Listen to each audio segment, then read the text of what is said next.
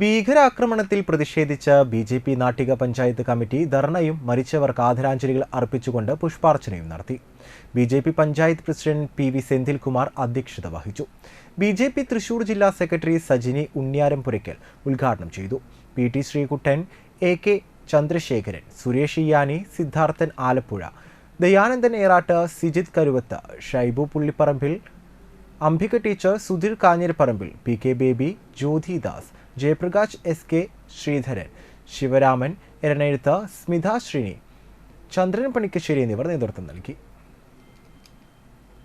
പറഞ്ഞിട്ടുണ്ട് പ്രിയ സഹോദരന്മാരെ, ഇതിനും നിങ്ങളുടെ ഈ വേദനയ്ക്കും ഞങ്ങൾ സർക്കാർ മറുപടി ചോദിക്കും, പകരം ചോദിക്കും എന്നുള്ളത് തന്നെയാണ് നിങ്ങളോട് എനിക്ക് തരാനുള്ള വാഗ്ദാനം. വിനോദസഞ്ചാരത്തിനെത്തിയ, വളരെ സന്തോഷത്തോടുകൂടി കുടുംബാംഗങ്ങളോടുകൂടി ഒത്തുചേരാനെത്തിയ ആ ഒരു കൂട്ടത്തെയാണ് വളഞ്ഞിട്ട് പണ്ട് ജാലിയൻ വാലാബാഗ് കൂട്ടക്കൊല നടത്തിയതുപോലെയുള്ള ഒരു ആക്രമണമാണ് ഇന്നലെ അവിടെ നടന്നത്. അതിൽ വളരെയധികം വേദനിപ്പിക്കുന്ന രംഗങ്ങളാണ് നമ്മൾക്ക് ടി വിയിലൂടെ